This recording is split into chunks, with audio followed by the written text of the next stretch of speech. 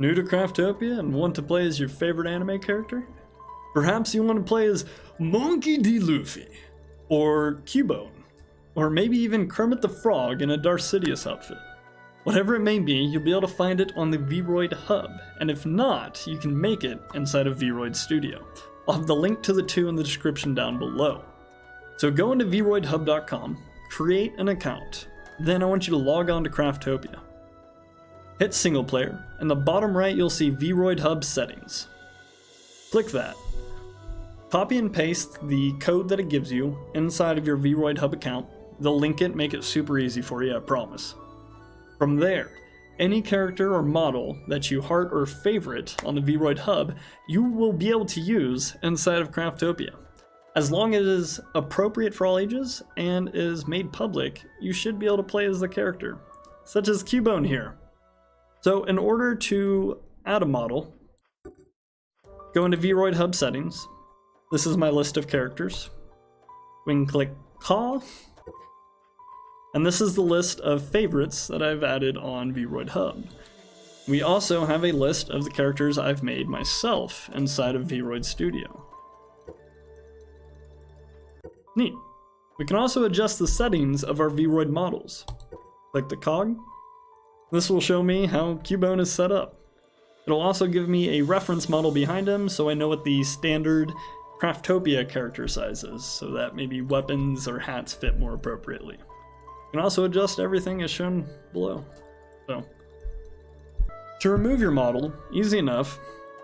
Remove the model, you can add him back to any character at any time. Make sure you don't accidentally delete your character, but that you are in the VRoid Hub settings to remove your model. Good luck, and enjoy the VRoid Hub. Alright everybody, when you log into your new world, you'll be placed on a dock with 10 villagers in front of you. I want to begin by going over the user interface. So to start, I want you to hit Tab.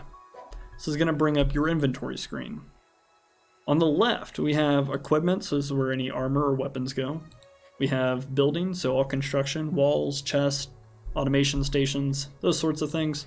Under usable, this will be all consumables, potions, foods. And under material, we'll have all of our resources, such as wood, stone, ore, ingots, that sort of thing.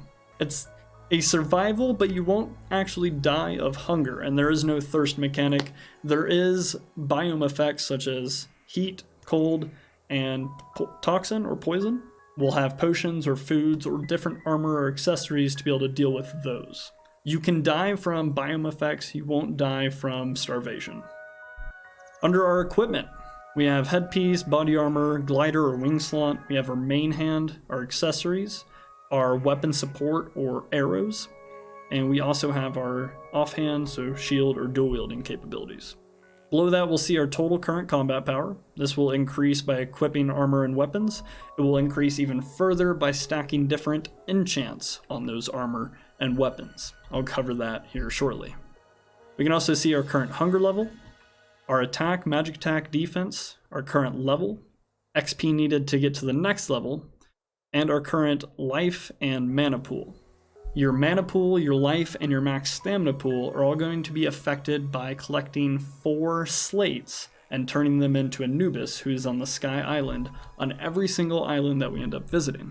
These slate upgrades, you turn in 4 and you get to upgrade 1 point into mana, health, or stamina up to a total of 20 points. So in game, you will need a total of 80?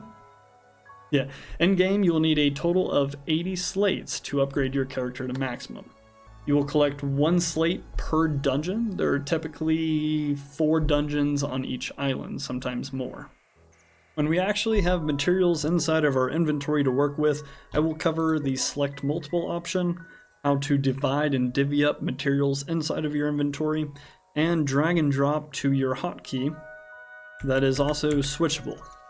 I'll also show you how to select your hotkeys. Next, we are going to cover the craft system. So you can select craft in the top, or you can simply hit F. When we don't have a workbench set up, or maybe later down the road use a skill for fast crafting, is the only time we'll really use this screen. So early game and a little bit late game when you're building something big. Under the craft screen, first objective is going to be making a workbench. Whenever you're going to craft something, you can see the necessary resources here.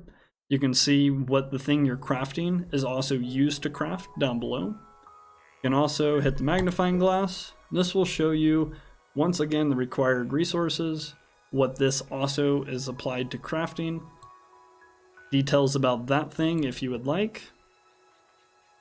We can also check out the materials themselves and see, where do I even get an iron ingot? Oh, you get some from iron ore in a crafting facility, or from a treasure chest and gacha machine. So, to give you an idea of all materials used for crafting anything and everything connected to anything and everything. Magnifying glass, super useful.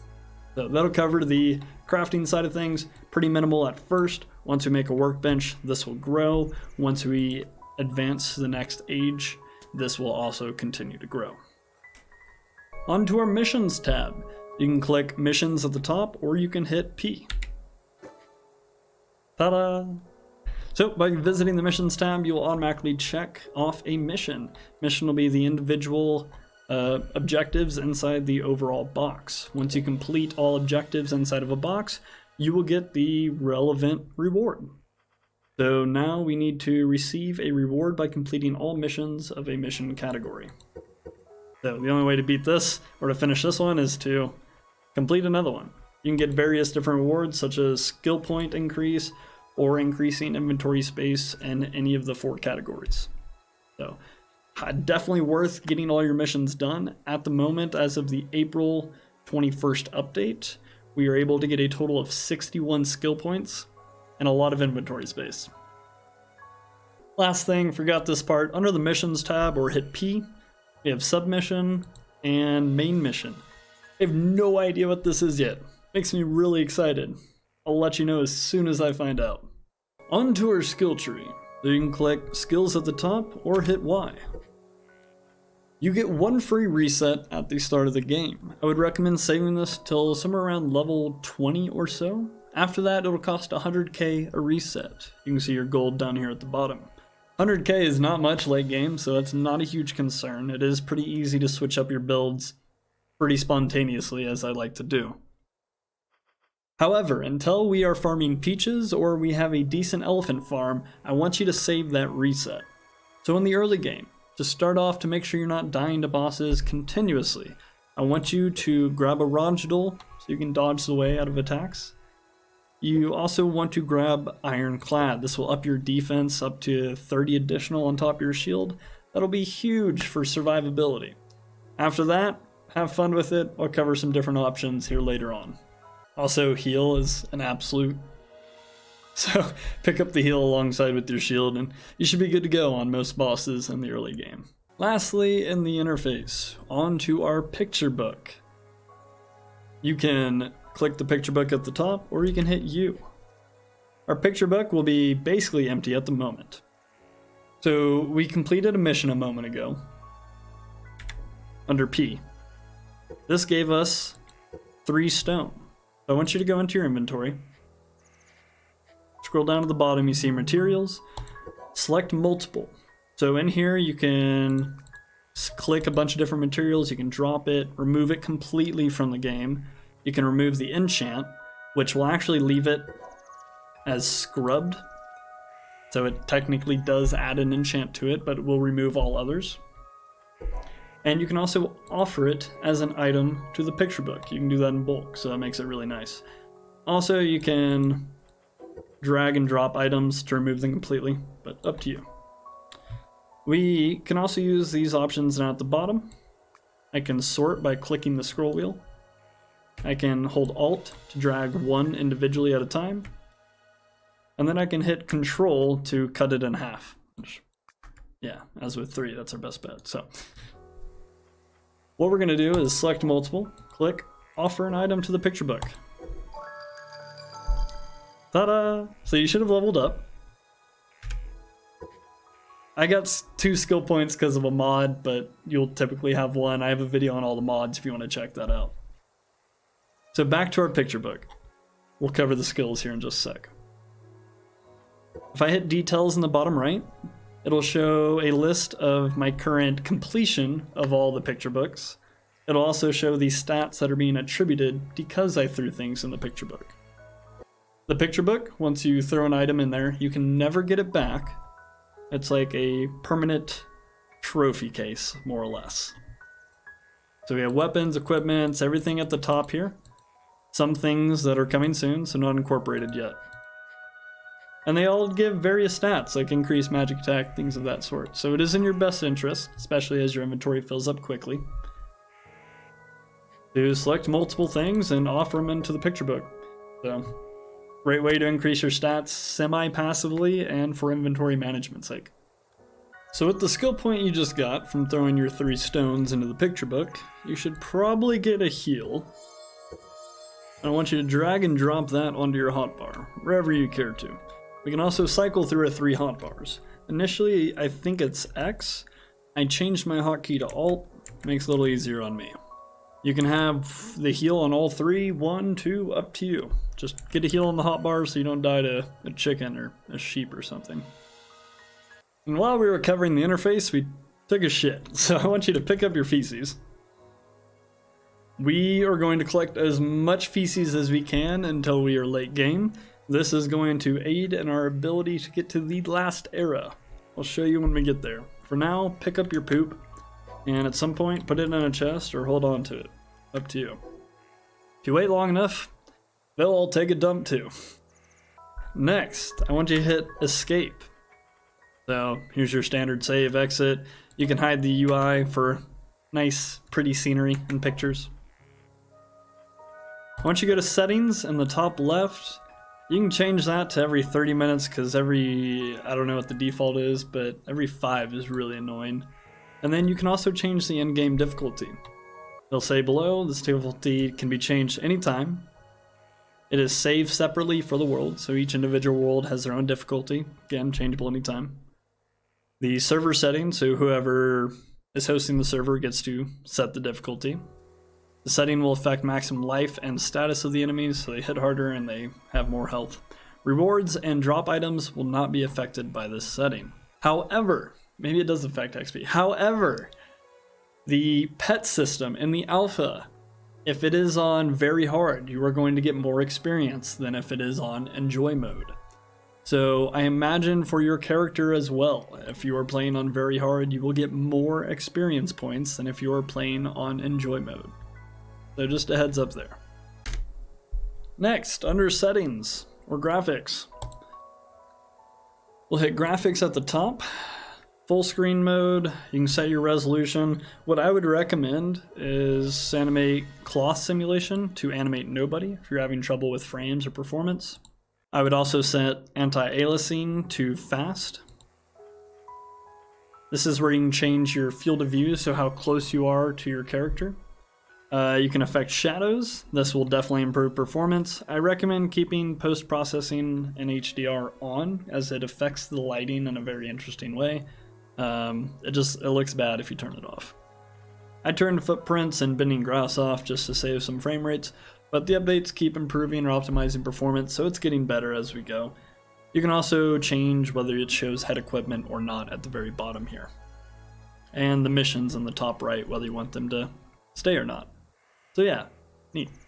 Next, under audio, generic, music, main volume, sound effects. Set it how you like it. Next, under input settings, we have whether you want the dash to be a toggle or not, sensitivity of your mouse, scroll for the hotkey is by default. I turned it off because I don't like it. And if you have a game controller, here's some options for you. Lastly, we got our key assignment. I set my crouch or my dash to my mouse button. I also set swapping of my hotkeys to Alt, just feels a little more natural for me. So you can come in here and mess with how the planes fly, motorcycles drive, basic movement, things of that nature. Swap it up as you care to see it. Haven't taken a step, we're already level 2. So once you have your settings set how you like them and you're comfortable with the user interface, we're going to start moving forward. Our first objective, guys, is going to clear the 2 dungeons on this island, progress to the next era, and unlock the next island. So talk to all the poor saps if you care to. You'll start randomly unlocking or completing missions as you interact with the world. Get random things. That's decent stone, a tyrant stone. That's actually really cool. See if we can kill a sheep. Get back here. Nice. Killed a sheep, leveled up. Look at that. For now, guys, I want you all to go collect some stone after you kill a sheep or two. Once you have 10 stones, we'll have some sand as well. You can go kick a mono. They make funny noises. After that, you can hit a tree a couple times. We're gonna try and get a log. Or a few. Nice, and just like that, we're still completing missions. Very nice. After hitting the tree a couple times, find a bush. Whack that, get some straw. Nice. And maybe kick another mono. Now have some stone. Different enchants will be stacked separately from the standard ingots, or the standard materials. So this is Tyrant Stone, has the enchant attack plus 10 and for physical crit damage rate plus 5%. It's grayed out because as a stone, that enchant won't apply anything to me. If this was a Tyrant Glider, then this would appear in whatever rarity attribute or rarity enchant that it is, and it would dignify that it's actually being applied to my stats. So if it's grayed out, it's not applying to your stats whatsoever. So once you have 10 logs and 10 stone, hit F. We're going to start off with our workbench. Gives them a moment to craft. And voila. So now you have a much bigger options of crafting, and you can also craft multiple, and then it can sit there. You can walk away as it continues to craft. So we'll make an axe. Makes it a little bit easier to gather logs, and then we'll make a pickaxe once we got more stone. You can also drag and drop weapons onto your hotbar, make an easy equip, or you can hit 0, or I have it on my mouse, to unequip things. All weapons have a durability. You can see down here at the bottom, there's a skill that can, at best, give you a 10% chance of not losing durability when you go to repair. Otherwise, we'll hit repair, costs a small fee usually, and we'll repair it. We lost 2 total durability, so now instead of 60, it's a total of 58 durability. Later in game, and at a later age, there is going to be a refinery that allows us to repair it back up to maximum. If a weapon breaks, it can still be repaired back up to maximum using the refinery. So now that we have enough stone logs, we'll make our pickaxe. And now we can start mining. With a standard stone pickaxe, we'll have to start with copper ore. Once you make a copper pickaxe, we can then go to iron ore, and so on and so forth until we get to, well, the last ore, which at moment we have a diamond pickaxe and a platinum axe. So that's the current best. I believe a 9-star pickaxe and an 8-star axe. Now to create our age evolution altar. Hit F. Once you have 10 stone and 10 more logs, we can craft this bad boy. This is what's going to allow us to advance to the next age and make more and more things. It'll take a second to spawn all the way up. Once the altar is done, we can see what it takes to advance to the next age. So we're currently on the Stone Age. To get the Agricultural Age, we'll need 10 logs, 10 stone, 10 copper ore, and 3 meat. So let's go grab some logs. So now we have all the materials necessary. It's going to cost 100 gold, 3 meat, 10 copper, 10 stone, and 10 logs.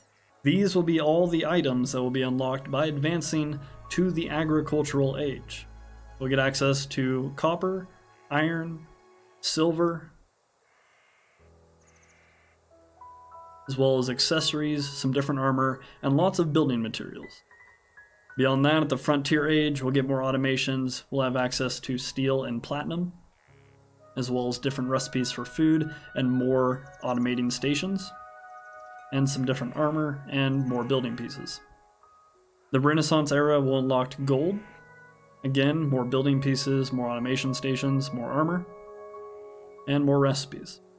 Once we unlock more, we'll be able to see what the Industrial Age and the Innovative Age of Fire will offer. For now, Agricultural Age.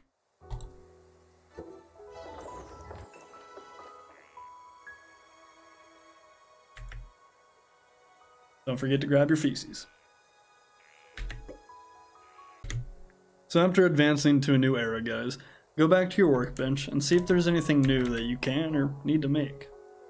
Now we have access to better quality pickaxes as well as axes. We can make a glider and some different buildings and automation stations. What we're going to start with is our glider, the stone furnace, and the blacksmith. So I'll meet y'all back here when you have enough stone and logs to make all three. Back at our workbench after collecting some logs and stone, we can now make our glider. If you remember the one tyrant stone I collected from the chest earlier, I have that as well as 5 regular stones in my inventory, and then I have 116 normal logs. So if I click Detail of Enchanting Chance under the picture, that'll tell me the odds of that one tyrant stone enchant appearing on the crafted glider. If all 6 had the tyrant enchant, the odds would be much higher. If that appears on the glider and I equip the glider, these stats will be added to my total combat power, or whatever the enchant may be, potentially giving you a passive skill or any sort of buff. We can also see in the bottom left that we have enchant points.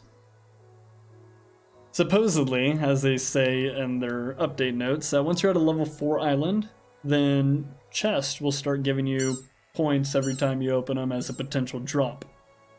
There's also supply pod crashes that can appear around the island at random increments up to a maximum of 3 pods on any given island at a time. The supply pods will offer a lot of later game materials and 200 enchant points per pod.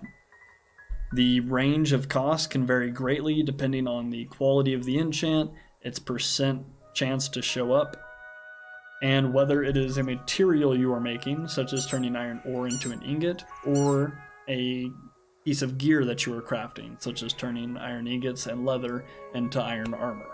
So we don't have any enchant points at the moment. We can craft and see what happens.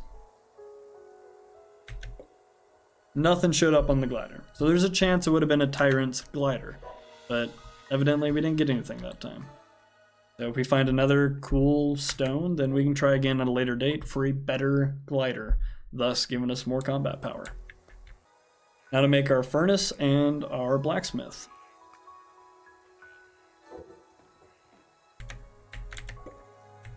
New things will typically show up on the hotbar, so we can just select that with 2, and the blacksmith with 3.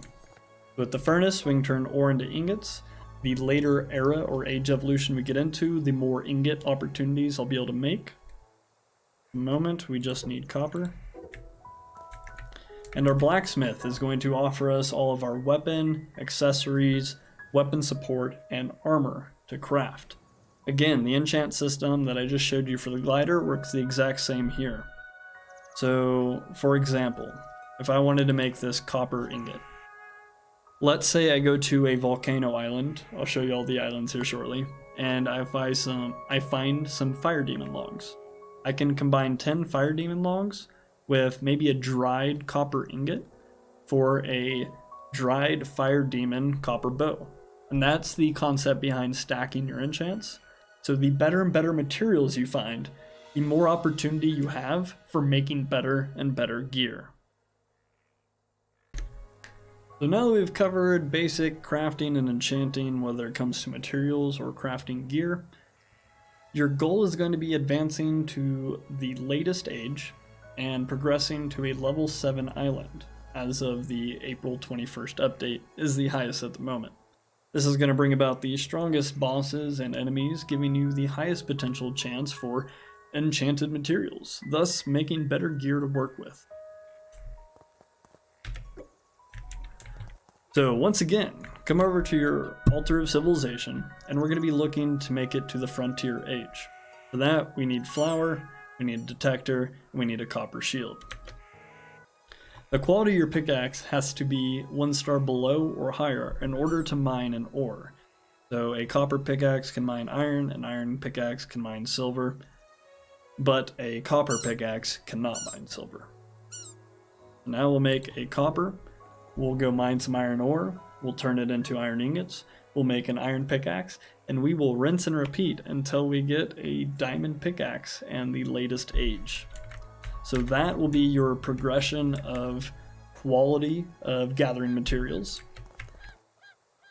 Besides that, any axe can cut down any tree, it's just how strong or how quickly it'll cut it down. And we'll talk about hell later. For now, your goal is going to be advancing the age, getting to the high level island. How we unlock different islands. It's going to be our altar of transportation. And we've completed a mission, so you can click the box to complete it, or you can hover over it and claim the reward. Both are satisfying. And with your skill points early game, getting the ironclad goes a long way. Battle Hymn is a decent buff that lasts for, what is that, 5 minutes? Yeah. And I would recommend at least one into parry. So not a bad start. Get some heals, some combat abilities, and a broad tool for you. Once the altar's done, this is going to be our map. So I think it's supposed to get up to level 9 island at max by game release. I'm not entirely sure, but at the moment we'll have level 7.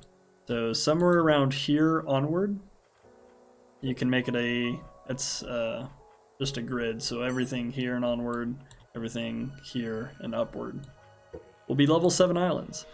Once you get there, again, you'll have the strongest enemies, so best materials with enchanted options. For now, on this level 1 island, we only have minimal amounts of materials available. Like the ore is only going to get up to a certain quality or rarity. And the same thing with the diversity of creatures, their levels, and the different trees that are available, thus providing different enchants. So as we unlock more islands, it'll come with costs of different materials that, again, you'll just kind of collect around the area. There's going to be different biomes that we can unlock. Getting a desert, a 4-biome island, or a volcano on these first 3 is going to be really useful, because that will provide you a low-level dragon we can kill early on for some really nice materials. If you didn't get it, there is a thing we can craft later on in the game that will allow us to destroy an island and then recreate it. As the island levels get higher, it's going to require more and more difficult materials to unlock, and more money to unlock. So I have some videos covering some different automation stations you can work with. At some point it's going to require wheat flour or bioethanol. Automating bioethanol will be big. Getting a big supply of cogs will be big, and a big supply of iron ingots will be very helpful. So for now, we got these 3 available, but let's get to the next age before we go anywhere, and then we can start to expand outward and keep progressing with better and better ore that is more commonly found in the area. So I wouldn't set your home base until you get to at least a level 7 island, and it won't take that long, hopefully. You can hit M to pull up your map of the current island. It's only going to show whatever you've actually explored. I can click on the map to ping, so if I'm in multiplayer they can see a big tower of light spawning. I can turn it off by right-clicking, or if you're in game you can hit G, or outside of the map screen. So G on and G to turn it off. We can also grab a detector. This will help us find dungeons in the area. Regardless, we're going to need one to advance to the next era. So grab one of those bad boys. And as you can see, the last thing we need is going to be wheat flour. So this gets into our cooking automation. So we're going to start by making some wheat fields. We'll make 3, sure, that's not a bad start. So you just need wood and straw. You can grab a torch and start setting things on fire. Careful not to burn yourself, you will die very easily. You can get ash. I believe if you light a, oh Jesus. And yes, you yourself can cause and spread fires. Dangerous, be careful. Remember to pick up as much feces as you can find, we'll need it later on in the game. And hey, we got some charcoal. So set a tree on fire, get yourself some quick charcoal. Not bad. much quicker than what the blacksmith is doing. We have 3 wheat fields. We are also going to need a cooking pot, so stone and charcoal. While that's making, we can go set our wheat fields down. Put your cauldron somewhere friendly. And make a bucket.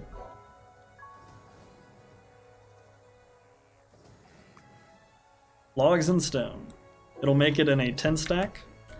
So some items will craft 10 automatically at a time. Let's go retrieve some water. So you'll be able to make sprinklers and... oh, you're just going to right click. Right click to fill up the bucket. We'll be able to make sprinklers and craft wells at some point to make it a little bit easier of an automating process. But this is going to be your basic gardening and cooking. Now that we have our buckets of water, we can equip. And I'm just going to right click. That's going to grow it for us. Check out one of my videos for automating bioethanol. It'll make it super easy to get tons of wheat, flour, and bioethanol, which again, you'll need later game for various things. Alright, so now that our wheat is done, we can punch it or attack it or however you want to claim it. Find the cauldron, and up at the top we have wheat, but real quick I'll cover some other options for you. Steak is going to be a great early game option. We're going to collect salt, pepper, and cooking oil inside of crates and pots that are inside of dungeons or along the beach. You can also potentially get them at a chest and other various places. So steak will be a good early game option. As we get later on, there's a lot more that's going to appear here. As you can see, the steak adds plus 30 to our base attack. It's going to give us another half stamina bar to work with. It's going to It's going to heal us for 150 health and add 50% to our total hunger. This is going to last for 30 seconds. This is going to last for 3 minutes. So steak's really useful. As we get later game, there's going to be better food. Takes a lot more ingredients, or maybe some more difficult ingredients to get your hands on, but the rewards are huge. We also are going to have opportunities to have a huge amount of merchants. Yes, there is a shop in game. Once we come across the merchants, I'll show you how to make a lot per island. That way you have a lot of different merchants to choose from. And some of them do sell bulk 100 stacks of some really good food. But for now, we'll make our flour. So we can hit max, we got 13. All we need is 10. We'll get that to 10 and we'll unlock the next stage. As you can see, we are blocked here at the moment going into the Frontier Age. We have the required materials, we just don't have enough money. So what we need is the market. So you make a market for stone and log, super simple. In the market, you can sell up to 8 items at a time, and it ships or sells every 5 minutes. So what we're gonna do to start off to find some resources to sell to make a little bit of money is go to a dungeon. Let's find a dungeon. So go to the left side of the island. Watch out for the bear. You'll see Fan the receptionist. You can talk to her. Grab your pickaxe and break the wall behind. Most dungeons have this, not all of them. And here you'll find a golden chest. And hey, our first materials. So we actually got some cool stuff here. So we have a wet machete, which is actually bad because it just reduces our life by 5 points. But this actually has a skill attached to it, so Berserk. So what I can do here is I can drag, so I can equip with right click, and I can drag it on my hotbar. So now if I press 3, that'll use the skill Berserk, but it's attached to the weapon. The one difference here is this is a preset level, so it is level 5 Berserk as opposed to level 1 or 6 being the max. Our cold-blooded kukri gives us 6% to attack, but drops our max mana by 10%. So yeah, this would actually be potentially useful right now. So I can throw them both on here, and I can use the machete skill whenever it cools down, and then I can switch right back to the kukri. Makes it easy. So the trial, I have to escape. I have to get up there. You may have a racetrack as your first dungeon. I'm not entirely sure. Yeah, we made it. Cool. You may have a racetrack or something different as your first puzzle, who knows. But you're going to come up in every single dungeon, whether it's a boss battle or just a puzzle trial thing. At the end, you'll see this big orange box.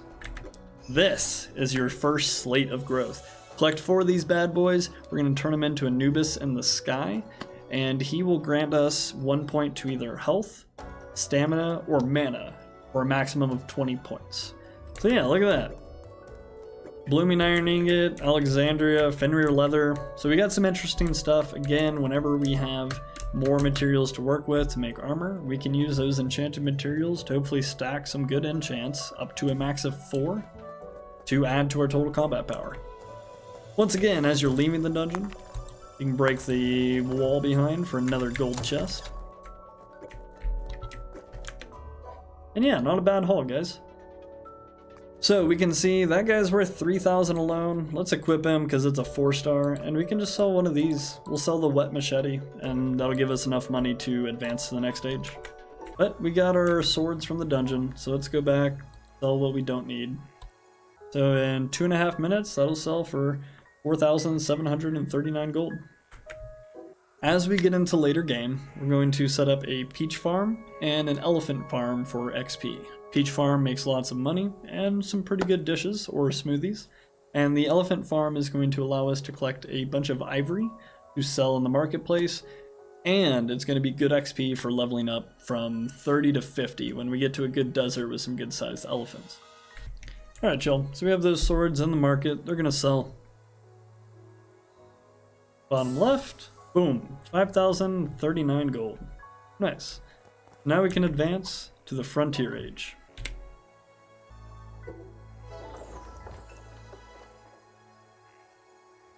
So once again, y'all, after you've progressed to the next age, go check all your stations, see what new things you can craft, new machines, new stations, new automations, new gear, gathering tools, and weapons. As you progress to each age, just keep upgrading what gathering tools you are using. So an iron pickaxe that's a 3-star can mine a 4-star iron ore or lower. So make sure you keep upgrading those gathering tools as you progress so you can make better and better gear. Different monsters will drop different enchanted materials, potentially. The higher level island you are on, the better enchants that they'll drop on their materials. The Altar of Civilization, once again, keep checking it to see what new materials it requires to make it to the next age. I'll have a video on all required materials and necessary automations or how to collect those materials coming out soon. The farming, pretty simple. There's wheat farms and then there's farming plots of land.